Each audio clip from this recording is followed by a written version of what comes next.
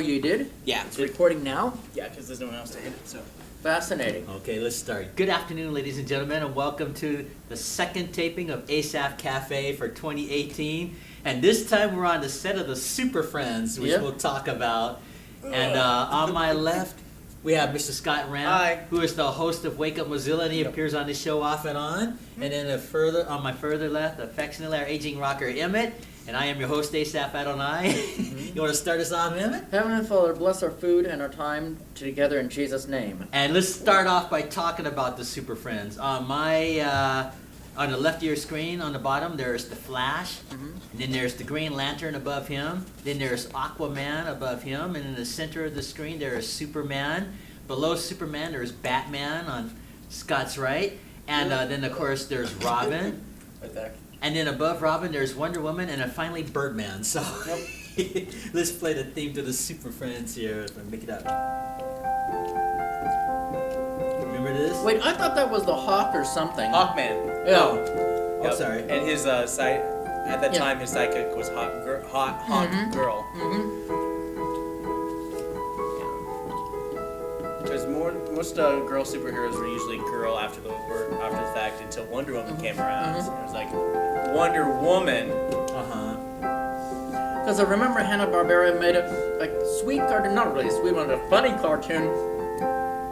I liked it. We took it seriously in the 60s, but it was called Birdman. It was for 5 or 10 minutes, and I loved that cartoon. It was Cartoon Network. It wasn't even really funny. It was like their attempt to make their own superhero, and he was very he was powered by the sun, and like whenever he got weak, he'd fly up close to the sun, get away from the clouds, and he'd get strong again. That sounds like Ultraman. Ultraman would fly up into the sun to get energy, because when he goes into Earth's atmosphere, his powers weaken when he's fighting the Godzilla monsters. That's why he was always flying off. It's kind of funny how the sun is such a crucial part of like energy. The sun, especially nowadays, like a lot of superheroes get their power from the Earth's sun. Well, Superman got his powers from the sun too, as he was shot off from the planet Krypton. As he got and originally Superman didn't fly. He never could fly back in the original. He was just like he could leap over in a single bound. Because that was the whole thing. Is like he never flew. It just gave the illusion of flying because he would just jump really far. Interesting. Because I have the original comic book, A Rare Prediction. I thought he did fly. It looked like he flew, but most of the time he would be basically amazing tall leaps in a single bound. Yeah. Then of course they just ended up just giving him countless powers over and over again. Yes. And I think his latest power that they talked about in the comic books is called like solar flare, where he'd basically expel all his powers in one big I-beam blast, and he'd basically be vulnerable like a human for a little while he reabsorbed the sunlight. And there also was a weird one where he would shoot little versions of himself out of his fingertips. Is that the more modern Superman? That was like Golden Age Superman, where you see, I can show you pictures of it later on, but it's where Superman is shooting little Supermans out of his fingers.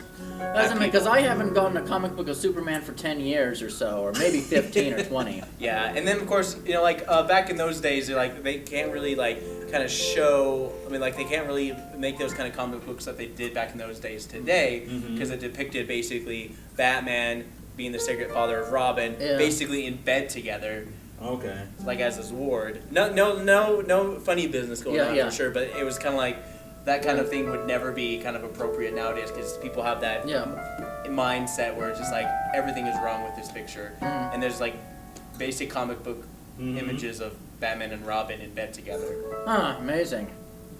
Never knew that, because I never got any of the Batman comic books, even as a kid. Yeah. Here's that theme that they used to play on that Superman television series when he was flying, with something like this. Oh, dun dun dun. Yeah. I remember that. Was that the live action one? Yeah, with George Reeves. Yeah, that was that little theme song. I like that. Yeah. Something like that.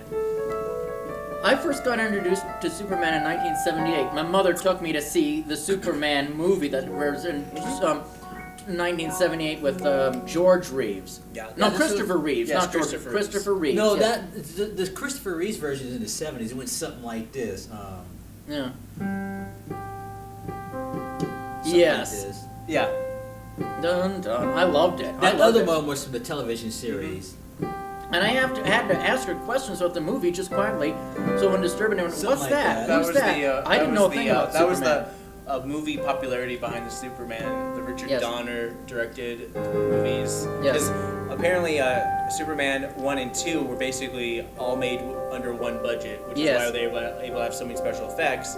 And it was so well done. Yeah, And then, of course, 3 wasn't that the one with Richard Pryor? that's the one. That was number 4. I didn't care for that No, one. number 3 was the one with Richard Pryor. Okay, so then number 3 was which one was number 3? Superman 3, and I can't remember the title of it. Superman 3 something. Just Is it- Superman 3. I could have sworn, and then I thought Superman 4 was the Quest for Peace. Yes.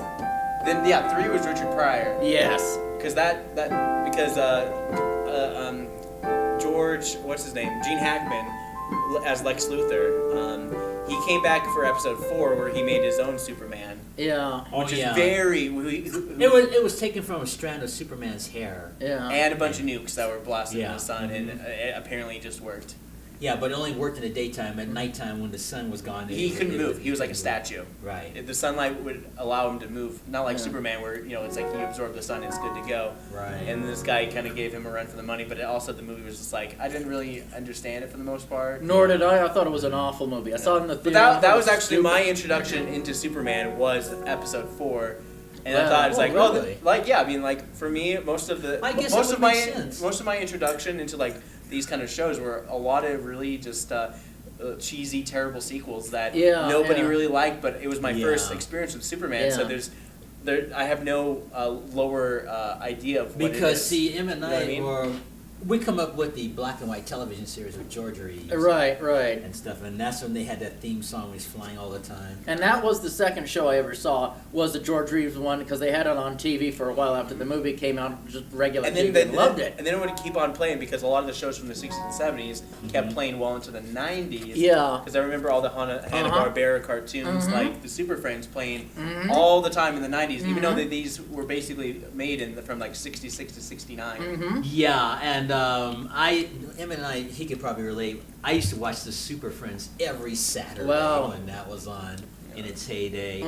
And this scene, this backdrop, this is the Hall of Justice. They were fighting the Legion of Doom. And here's an interesting thing of trivia. The first time that Batman, because Batman's parents, obviously were killed Yeah. and, that's by a right. mugger and whatnot. And the first on-screen depiction of his parents being shot and killed by a mugger were in the Super Friends. I didn't know that. No, Yeah. Yes, I remember that. And then, of course, because that was the more they really brought it to a certain point where it was They did. really sad and everything. Because most of the time the show is very lighthearted and Yes. just very just kind of glossed over with the voiceover. Yeah. Here's a little feeble attempt at Batman at the beginning. I remember that. Wasn't that where we had to fight the Scarecrow? The Scarecrow wanted to fight Batman with I don't his remember worst that one. fear. Well, I thought that's when they said, had Was the it- first was it thing in of the the Super moment. Friends? Mm-hmm. Scarecrow was in the Super Friends? Well, in this challenge of the Super Friends, yes. Oh, I see. Yeah. Because I remember there's the first part of the Super Friends where you had the titular characters right here, and then they tried to change it. They added basically 2 young kids and I their remember dog. that. Yeah. It was of course you always have to add a dog because they wanted to be like Scooby Doo. This is about the time when talking dogs were really popular, so they added Scooby Doo. And then I think they got a little okay, this is kind of getting off the rails. And then I think they went to the Wonder Twins. Yes. And then they had Long Shadow, and they had a bunch of other people. They started try to getting get more, try to pick and choose different kinds of groups. Try to get more of a diverse array of characters. Even though the comic books did that, Yeah. to expand on it. And then of course DC did it as well. With Cyborg. He was the first African I remember that, yes. superhero for DC. While Marvel, I think theirs was Black Panther, and then they had Luke Cage. Was Stan Lee still involved with those Marvel, the later...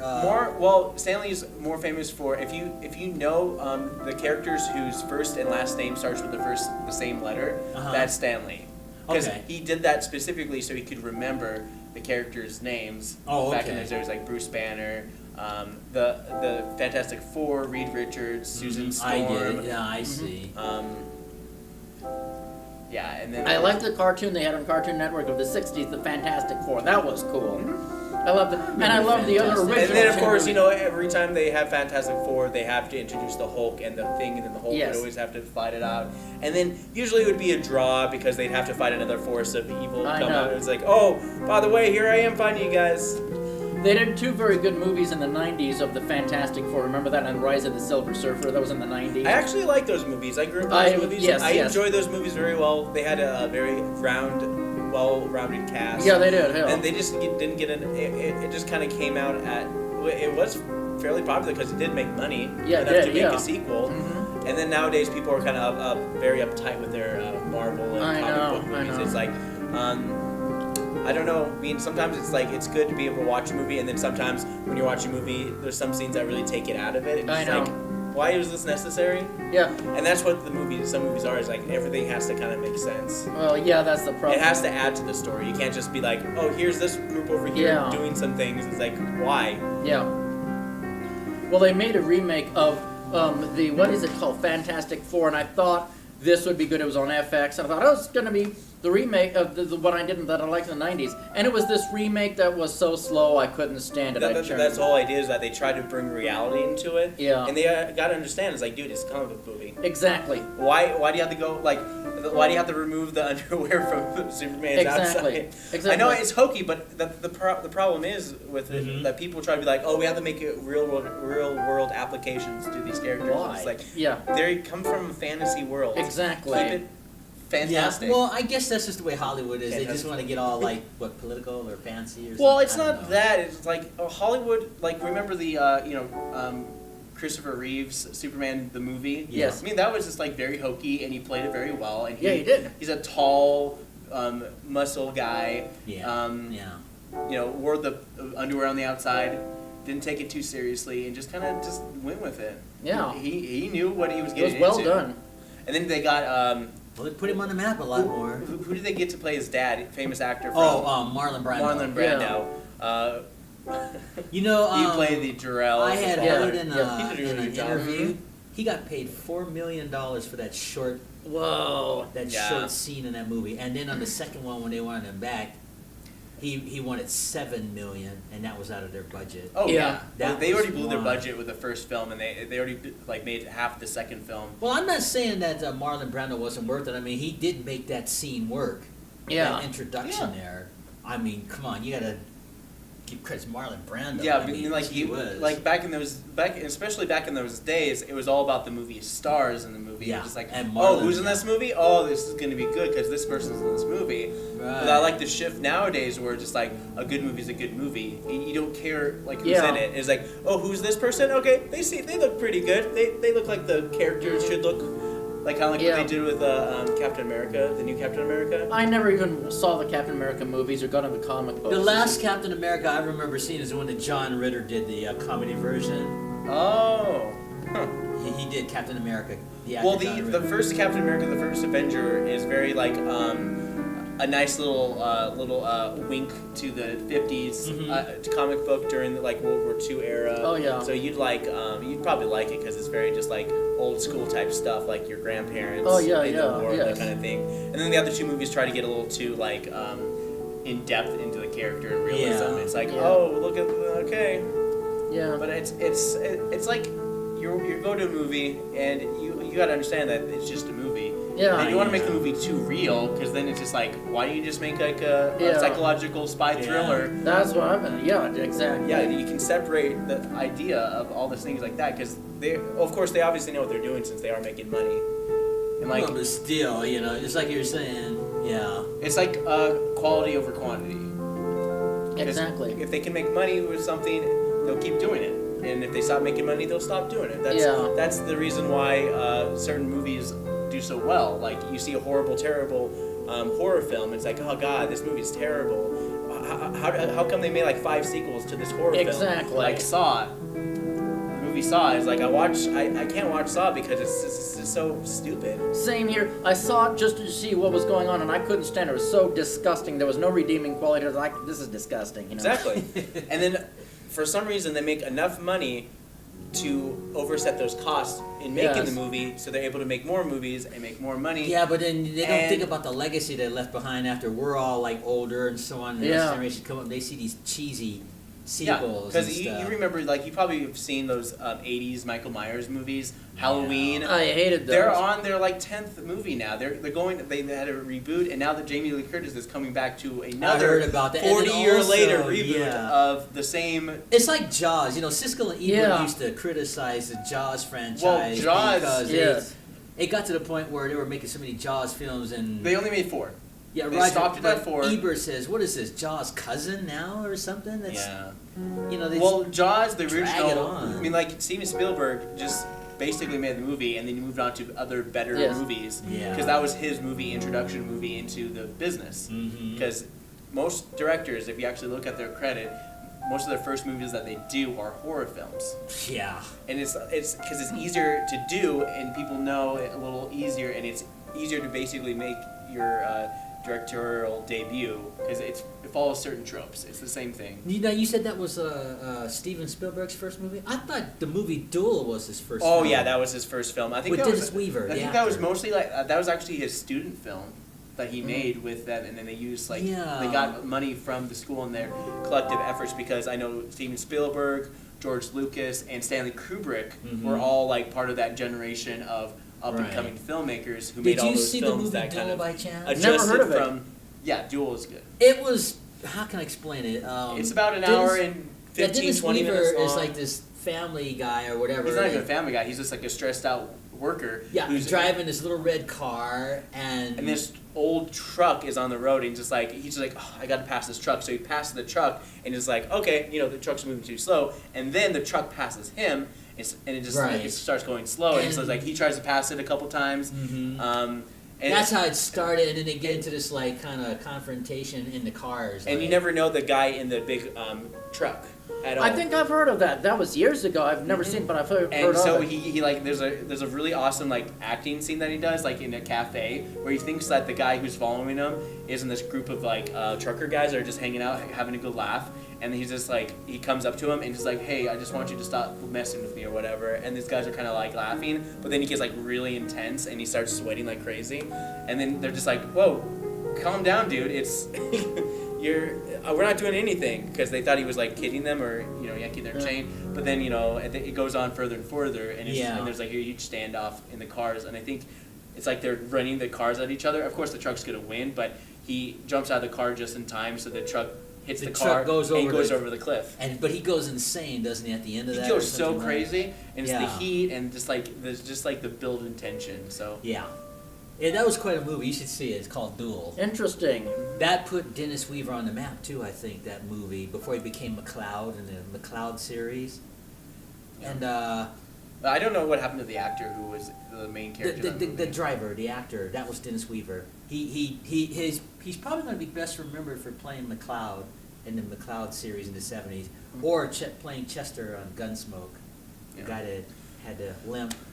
But yeah, I think we've had all sorts of actors who played all of these characters at one point.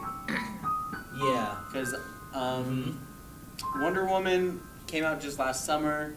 That did really well. That did really well. Yeah. And I thought it was really good because I saw it. I thought it was pretty good. I've never seen it, so that's pretty good, huh? It's all around. It's not like one of those like, when you see like a movie that has a really strong female role. Yeah. And it's always like, oh, you have to have like gender biases and stuff like that when you go see that movie. And this totally like did not have any kind of things. It was just a person being people, which is good because it didn't take a stance on like, women are strong and powerful, but that was beside the point. That was like second nature. It's like, okay, because Wonder Woman, you already know she's already going to be like super strong and super powerful, and they put that in there. It's just like, this is who you are. That's it. And then everything else with the story of a character development was completely different, and that's how well they did it because. The issue with making comic book characters is people who knew them over the years. Like, all these characters. You know their origin story. Anybody who doesn't even read a comic book by now already knows each of their origins of how they came to be. Right. And Wonder Woman, they just kind of like just said, here she is. And this is her motivation. And then they basically just kind of went off on it, and they did it really well because the story was better and the characters moved it along. That's the whole idea. It's like okay, I see. these characters up here that you see that you make the show. It's like you already know them. You don't need to reintroduce them a million times. But like, oh, so he's a survivor of Krypton, is he? Oh, I want to see that story again. I would like to hear that story about how Superman came to planet Earth again. Let's spend a couple more minutes on Krypton while it destroys itself. Didn't they do that in the Superman movie with Christopher Reeve? Every Superman movie they ever made, they go back to the fact that Superman lost his planet. Yep. Yeah. But even though the movies, the really good stuff is not about how good the characters are, it's how good everyone else is. Yeah. Because most of these superheroes, they're only as good as the villains that they face. Mm-hmm. Oh yeah. Okay. Yeah.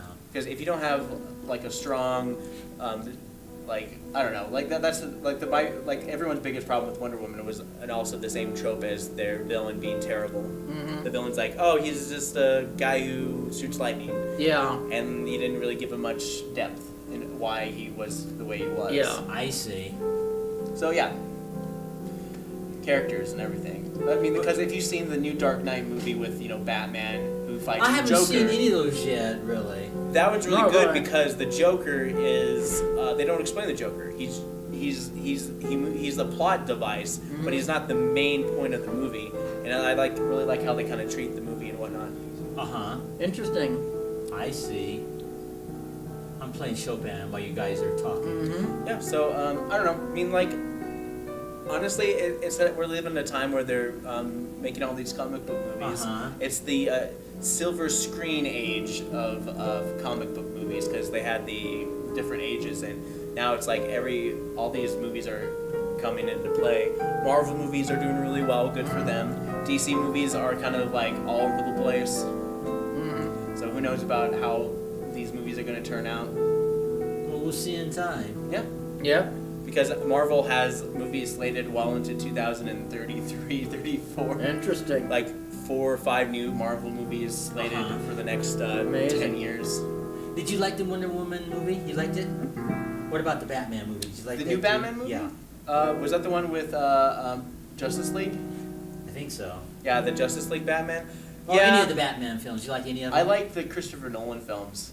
Even though like he really grounded them in reality. Do you mean like 1989 with the Joker? 2005 through 2012. Yeah, I like the other ones, especially the one in 1989 with the Joker. Oh yeah, that one was really good because Tim Burton made it dark, and Tim Burton was the height of his powers. That's in why the I liked it. late 80s, early 90s. Yeah. And then he kind of got weird after a while because it got like if you've seen Charlie and the Chocolate Factory.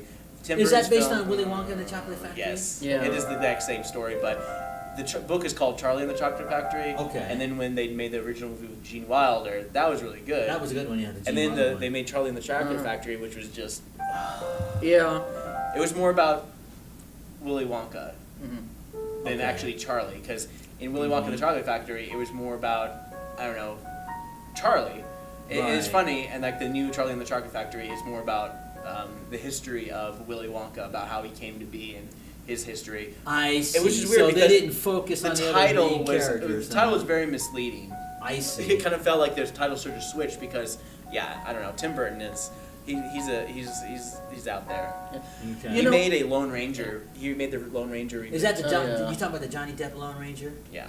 Yeah, I understand that Because Johnny Depp is not the native. chiefs and the native Yeah. tribes from real life, the native people were screening that. They had a private screening first. And I understand they gave the actor Johnny Depp high praise for portraying Native American Really? Indians properly. Yeah, I thought it was terrible. That's I don't know. I've I'm never just going seen the by movie. just stories I've and interviews I've heard. and Okay. read. I don't know. Mhm. I didn't actually I thought see it was, the I mean, film. like, I'm not saying it was like cultural or inappropriate or anything. I just thought his performance was just terrible in general. Well, I guess they were comparing it to the Clayton Moore original black and white. Well, they call him Tonto, and Tonto in Spanish means stupid. Well, the way he spoke in the series, him say this, and that was very offensive to Native people. Well, Oh, yeah. So when they did this new version, I think they were pleased that they had the private screening with the Indian chiefs, Yeah. Native Indian chiefs, Right. and so on, and they approved of it before they released that film out to the general That's public. good. That's good. I thought the So movie on. was okay. I never saw it. I never got into the Lone Ranger anyway. They made it. Was it in character with the Lone Ranger as far as how he was wiped out? No. They made it more mystical, as in like he and his like a posse were shot and killed by a group of gang members. Well, they were ambushed, but like some in the kind original. some kind of mystical force allowed him to come back to life. Oh, he died in this one. He died and came back. See, they did that. In the Lone Ranger original TV show, he's the guy who wears the mask. Yeah, but he didn't die in the series. Yeah, but in the movie, he died and came back to life. Mystical. Okay, so they threw all that in there. Mumbo jumbo, and then of course Tim Burton had to put his common law wife in every movie he's done, because they're not officially married, but they've been together for like 20 plus years. Does anybody in Hollywood ever marry anyway? No. Like Goldie Hawn and Kurt Russell. Yeah. Well, they've been 20, 30 years. They are married. They're married now. They just got married, about a year ago? Yeah, But they were together for like 20 years or something like that. Russell, speaking of Kurt Russell, he has a son named Wyatt Russell, named after Wyatt Earp, and his son is now acting now. Oh, that's good. And he'll probably do as fine job as his father ever did. Yeah. You know, one Batman... Grow a beard, too. One Batman movie I did not like, I saw it in the theater, was the sequel to the one in 1989. I think it came out in 91. Batman Returns? With Danny DeVito as the Penguin? Yeah. I thought that was okay. It didn't make any sense. You see, the whole idea of the Penguin kidnapping all the children and being so upset about being in the sewer, and then Catwoman all freaking out because she had fallen and eaten by a bunch of kids. Thing is, at the end, they were all fighting in the sewer or somewhere, and they were all these just dark superheroes and supervillains just freaking out and having psychological breakdowns on the screen, and I didn't understand why they were fighting. A lot of kids were upset. Unfortunately, some kids were crying in that movie. They were really upset. But I was confused. I was like, would somebody tell me what's going on? I know they all have... It doesn't have the simplicity aspect like the SuperFriends here, you know. Which was just fun. Yeah. Well, Tim Burton wanted to ground it. But then, Batman Returns was my introduction into Batman. Because I was born in 88. Okay. Yes. So I was... my memory of me watching that movie before I watched the original. Well, did you see any of the original SuperFriends when you were a kid growing up? Yeah, I remember that very clearly. Okay. I remember they had Darkseid in it. Yeah. And actually, DC, Jack Kirby was the guy who basically inspired George Lucas to make the Star Wars. Yeah. Oh, really? Because think about it, Darkseid is the big villain in superheroes, and the dark side is part of the Star Wars universe. So Jack Kirby, when he left Marvel, because he was like the guy who basically did a whole bunch of stuff between them and creating a whole universe within the comic books, he was fired from Marvel. Then he's like, whatever, I'm going to DC, and he created Darkseid and a whole cosmic universe in which which would have the Darkseid and Darkseid, and he had his son who. The whole idea behind their story is like he had a kid, and on the other planet, which was like the good planet, and his planet was the evil planet. The good planet had children, and to broker a peace agreement, each side gave up one of their own royal children to be raised by the other side. So Darkseid raised the good guy's children to be like evil and like one of his like cronies and whatever. So but he didn't. Because that's the whole like nature versus nurture thing. Yeah. So he kind of went back to the good planet, and he kind of basically was a hero after that. But he was raised by Darkseid. 30 minutes have already gone by. This just goes by so quickly. By the way, as far as just so you guys know, DC Comics were basically the origin of how the Darkseid and Star Wars franchise were kind of built. And also it was Dune. Comics, it was like George Lucas picked and prodded things from different sources. Like wait, Dune? Dune. Wait, Dune was based on Frank Herbert's book that was written years ago. Yep. And I love the movie Dune. I thought that was excellent. And George Lucas took a lot of the ideas, like the desert scene with the kid in the desert. That was taken a lot from the original book of Dune. Yes. And then it took some of the dark side elements and blah blah blah and all that stuff. But yeah, that's if you look it up, you can kind of see how he kind of picked and prodded certain ideas from different people. Yeah. Did you like the Batman movie with Mr. Freeze and? I enjoyed it because I was at the age where I pretty much enjoyed any movie. The Riddler, that was out there. I loved that. That was a very good one with Mr. Freeze and the Riddler, and Miss Ivy was someone Ivory, Poison Ivy. Honestly, that was very good. Between the villains and the good guys, the one thing that scared me the most was Nicole Kidman's character in Batman Forever. That was which one was? She was the one with the Riddler. Oh yes, and she was the love interest, and she was like a psychologist, but she was obsessed with Batman. Oh yes. She had this like look in her face that just was like crazy and just freaked me out. I was scared of Nicole Kidman when I was a kid. Yeah. Long story short. Well, I guess I can understand that from a child's point of view. Yeah. But it's just amazing the generations that keep going, they're coming Oh, yeah. along, you know. And it's like even Nicole Kidman seems a little bit not outdated, but just. No, she's still around. She still acts and everything.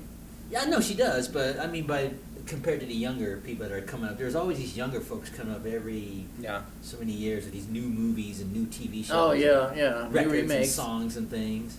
Yep. So, and half the time, I don't even know who some of these people are anymore. Yeah. Yeah. In movies, and especially music. Especially the music awards, there's so many new ones coming up. You know, I've never even seen a music awards. I've seen the Academy Awards, but I've music never seen. awards. Well, the music awards, just like the Academy Awards, just for music. Emmy. Yeah. Emmys, but I don't know. They have all sorts of categories now. Yeah, like best album, best new. Even Oscars. Oscars whatever. have a best musical score. So you know, John Williams has probably won like 500,000 times. The Star Wars theme, the. Well, you know, he did those. I talked about that on your show. John Williams did all those early TV shows like the Time Tunnel. But yeah, and John Williams Land also of the did Giants. and John Williams also did the theme for Superman in the Richard Donner series, the original. Dun dun dun dun dun. I'm not surprised. Yes. John Williams. I'm not surprised. And then Tim Burton works heavily with that one guy. I know Tim Kohlberg would hate me for not remembering this, but Danny Elfman.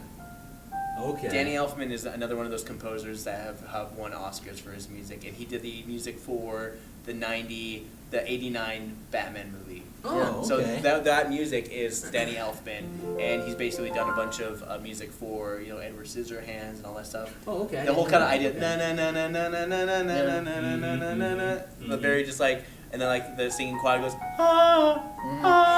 Yeah.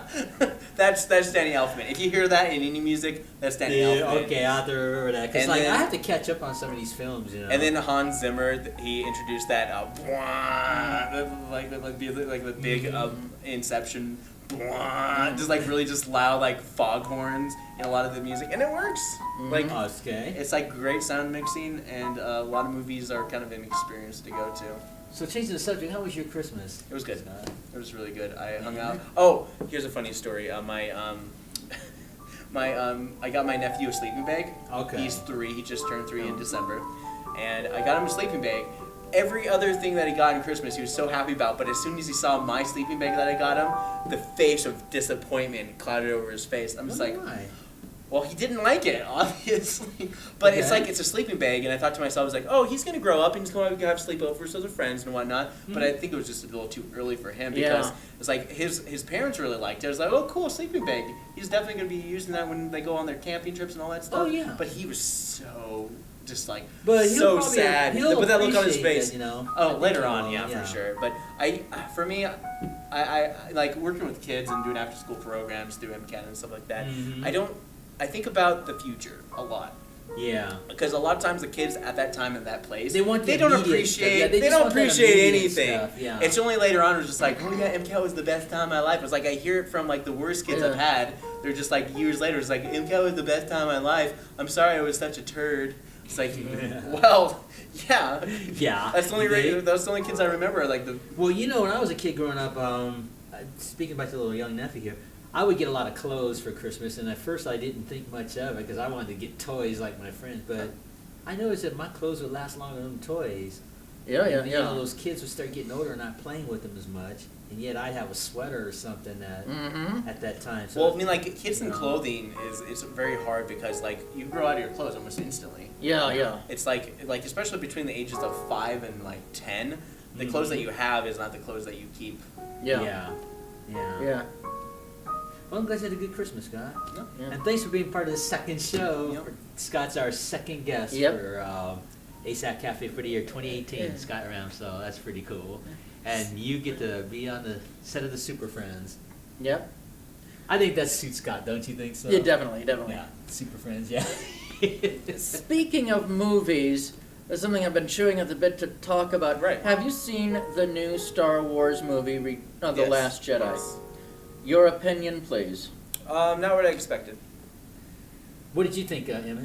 Did you watch it? I did see it, and it's good news and bad news. Well, I was very disappointed with that other one, The Force Awakens. Uh-huh. But it ties into this other one, of course. But I'll share you the good news first. I love the special effects and the space wars and the spaceships. Some of the best glorious space wars I've ever seen. Beautiful. I was even going, oh, there's quite like, oh Lord, look at it. It's fascinating. The space wars. It makes me want to spin it in drawer. The bad news is I hated the film. You just hated it. Here's the reason I hated The Force Awakens and this one is because all it was a cheap remake of the other Star Wars movies. I mean, you had basically the... Was it? I haven't seen it yet. Oh, it wasn't a cheap version. The Force Awakens tried too hard to be like the New Hope. Exactly, and I was And this, tearing new, me... and this new movie that came out tried so hard to not be a remake, to the point where it's just like everything that you would expect from a Star Wars movie wasn't in it. Yeah, well, actually, it was all that had been already done. Thing is, you still have the First Order, which, of course, was another word for the New Empire. We had the Resistance, was another word for the Rebellion. You had the young Padawan. She had to try to redeem this new Darth Vader, and the new Darth Vader had this new Emperor, and they were trying to, and the new Emperor was trying to convert the dark side of the Force. Just like, and then I'm not giving too much away. I don't want to give anything away. There's really nothing to give away, folks, because it's what we've all seen before. I was tearing my hair out toward the end. Hello? Hi, Asaph. This is for you. Okay, just come on in. Don't worry. It's an impromptu show. This is for me, huh? Yeah. Sorry. Oh, thank you. Wonderful. Is the person that you can come on in the set if you want. Want to get in the shot? I got Is the person here that? No, he just dropped it off and just left. Okay, was this Ty Paulson? Do you know if it was Ty? I don't. What do you look like? He was a ginger, and short.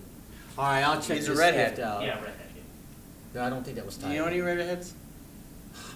I can't think of him at the moment. It was just a gift.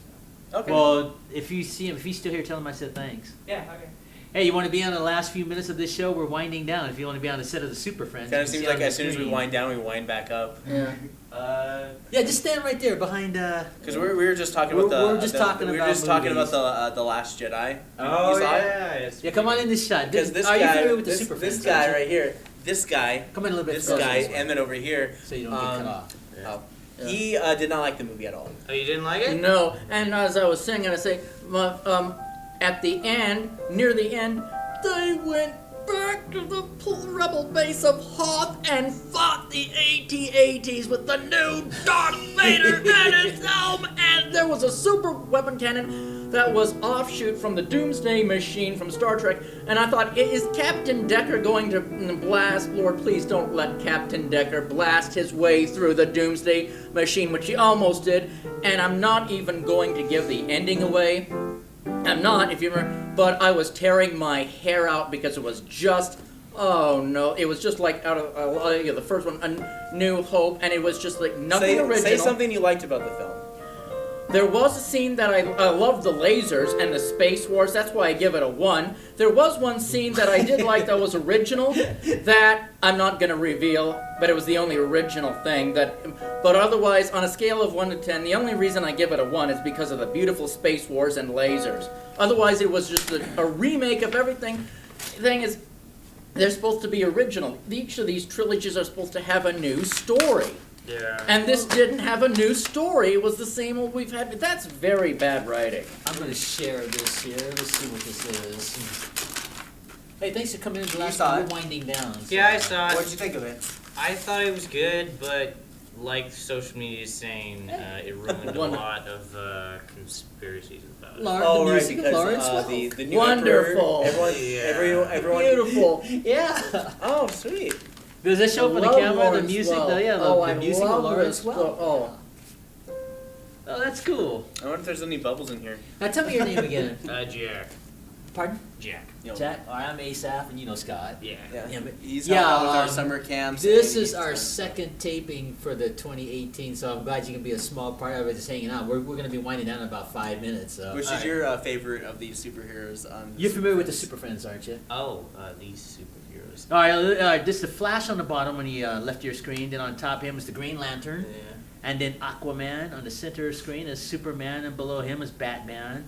And then behind you, you're blocking Robin. At the moment. No one cares about Robin. Oh yeah. Yeah, nobody cares about Robin. And then Wonder Woman above you, and then Hawkman. Yep. So you have a favorite of those characters? I like Batman because he's dark and cool. Yeah. Okay. Than the rest. But he can't fly. He just beats up. Like Richard Pryor said this in a monologue in his joke once about Batman. All he does is fight. Yeah. He can't fly. Doesn't have X-ray vision or what? But he's rich, though. He's rich. Yeah, Just very like rich. Tony Being rich. Stark. Yeah, Tony Stark, Iron Man. Yeah. Wait. I think he's rich too, isn't he? And what about Britt Reed, the Green Hornet? I think he's rich.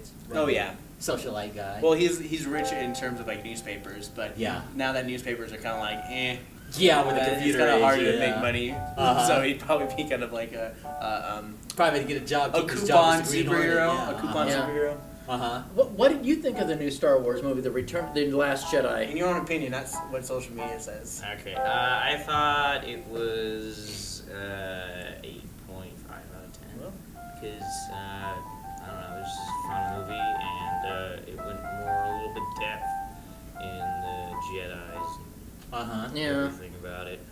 With me, I gave it a 1. The only reason I gave it a 1 was the wonderful special effects, and the lasers. And the light speed kamikaze.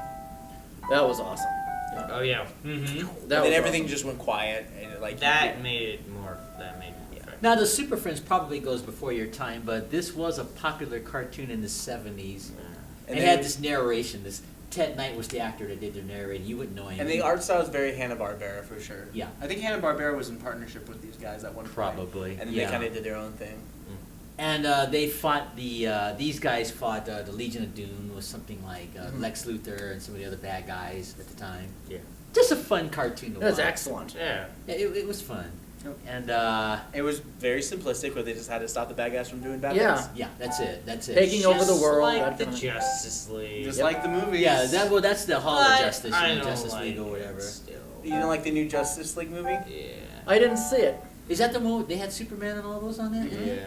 Was that based on the Super Well, I Friends? honestly like probably the one part of the movie that I really liked in the new Justice League movie is when Uh-huh. Superman's fighting like all the other guys, and then there's a scene where like the Flash is running really really fast and everything's in slow motion, Yeah. and then like Superman's eyes start moving in that super fast speed to look Oh, at him, yeah. and I was just like, oh, because I was like, oh my god, he's gonna get wrecked. Yeah, that was like a dramatic.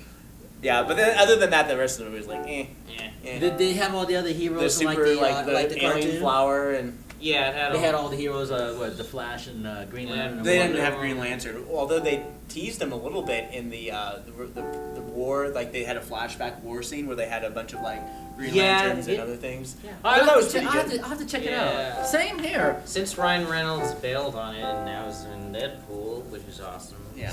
But, Well, I don't know. He didn't really like that movie either. you didn't like Uh-huh. Deadpool? No, he didn't like Green Lantern. Yeah. Yeah, he's very I'm vocal not- about movies he likes, Oh, I which see. is why he probably doesn't get that many movies. Well, you know, if you're an actor He's like just- him or picky, It's a Hollywood face. yeah, I see. Yeah, but like unfortunately, you can't take him seriously when you see a movie with him anymore. He's not a serious actor. He's Deadpool. He has to do comedy. Yeah. He has to be a smart ass. Well, you must have a fan that just gave you for Christmas a Well, nice I'm one. I'm trying sure to somebody figure out who knows the you. yeah. Well, anyway, I can't think of the person's name, but I want to give my thanks for this Lawrence Welk album Oh, here. wonderful. It's called Dance with Lawrence Welk. And it has some of the, this is way before your time. Yeah. And some of the songs on there too, like Willow Weep for Me, The Trumpet Rag, and just all the other. Is that the 45th Street Rag? You know, I don't know, probably. I'd have to hear this album. I love I mean, does that. anybody make albums anymore? Yeah. Yeah. It's getting popular again. I saw that on the For World sure, News yeah. that they said they Yeah, were. like but I new wonder, artists you know, are like really liking the idea of just Oh. throwing it back to the original like the records. nostalgia. Okay. Mhm. Yeah, I recently got a Damn album of Kendrick Lamar's new album, Damn. Oh, okay. I thought it was Well, that's very kind. I'm thankful for that there. I got this for Christmas, too. This is nice. Nutcracker. the Nutcracker, yeah. This is just before it comes to life. And, you're familiar with that, aren't you? The Nutcracker Suite? Yeah. I'm vague. Dresselmeyer makes this Nutcracker for Did you his see the favorite Nutcracker niece. here in Missoula? I've never seen it. Isn't there No, one in Missoula? There Oh, probably there is, is. but I mean, no. just know You the see story. this character on movie versions and theater versions, and this comes to life. Is in the Nutcracker Claire's dream. Suite, the whole idea is like a little girl gets trapped in another world? Well, and she has a she's- dream actually. Oh, okay. It's really a dream. See, she gets her puppet on Christmas Eve. This image here from her And uncle. the rat is the evil... Yeah, that's the Mouse King. The Mouse King, okay. And so the Nutcracker kills the Mouse King in the dream, and then dances. The Sugar Plum Fairy shows up, and just a fun little Play. So yeah, you take a peek at it. Yeah, it's just fun. 2017. Yeah, I'll play a piece of that real quick. It's almost time to sign off. Oh, yeah. Yeah. Wasn't that Tchaikovsky? Yeah. Yeah. Yeah. Tchaikovsky, TSCH. Yeah. OVSKI. Isn't that a cool song? What kind of a Power Watch did you get, and what planet did you get your Power Watch from? I got mine from Power one Watch. planet of Actually, I Avon. got this from a friend of mine named Stephanie. Oh. Stephanie Lair. She's a Oh, little okay. sweetie, Oh, cool. and she got this for me. Oh, we can pretend it can travel back through time, and we can pretend to have a lot of lasers and can take you to other dimensions and universes. That's what we can pretend in our imagination. I'm trying to get land. Steffi on the show. So Steffi, if you see this, which you will later, hello, sweetie, and Happy New Year. And she's just a real sweetie person, so she got this watch for me. Cool. Anyway, we're out of time. Any final words, Scott? We'll start with you. If they keep making those comic book movies, I'll probably keep on going seeing them. There you go. Yeah. Jack, anything? Same. They're enjoyable to watch, and the different things that they do with the characters. Well, I wanted to say thanks for coming in and spur of the moment. This show is impromptu, as you know. I mean, there's no script. Yeah. The people just sit and talk to me as I play the piano. Of course, I haven't been doing a lot of piano playing lately Yeah. because I like to talk. Yeah. But it's a nice prop when you say, especially with the candelabra. So anyway, this is the second taping for 2018. So thanks for spur of the moment being on this. Emmett, any final things you want to say? Well, it's a real joke. There were these two washing machines, and they saw a hat in their way. One said to the other, "Is that in your way?" The other said, "No, it's in your way, and it's blocking my view." Ha ha! Isn't that hilarious? It's just a real comedy. Yep. Come on in. We're winding down. Everyone just Come on in. Now Squeeze everyone's on on in. the cafe. How's no? This Really is is a Asaph cafe. Cafe. Yeah, let's How's get you no in the shot. Scoot over a little bit more. There's And you're Austin. familiar with the Super Friends, Get aren't you? over here. There's the Super Friends in the background. Drop there. I heard about it. And what's your friend? The And your plaid. name? My name's Austin. Austin. All right, I am Asaph, and this is Scott, and Hi. you know Jack. and Hey, Emmett. how's it going, dude? Yeah. Nice Yeah, to this meet is you. our second tape. This is our second taping of this year here, and this show. If you guys ever want to be on it for real, it's just impromptu. You just talk to me about whatever you want to talk about while I play the piano. That's it. It's very Yeah. simple. Yeah. So I heard quite a lot about it. yeah, well, this is it. So, and we were on I Love Lucy on the first taping, the set of I Love Lucy, you know, Ricky Ricardo and all that. Yeah. We squeezed ourselves there, and this is our second taping with the Super Friends. So, anytime you guys want to be on, I'm always. What's your name again? Interested. Or Austin. Austin? Austin, Great, yeah. great, yeah. Anything you want to say, Austin, before we wind up? I eat your vegetables. It's very important. All right, well, guys, thanks for sitting in. This is Scott Ranf, host of Wake Up Missoula. Jack, Austin, and of course, Affectionately, Aging Rocker Emmett. I am Asaph Cafe. So until the next show, Maranatha.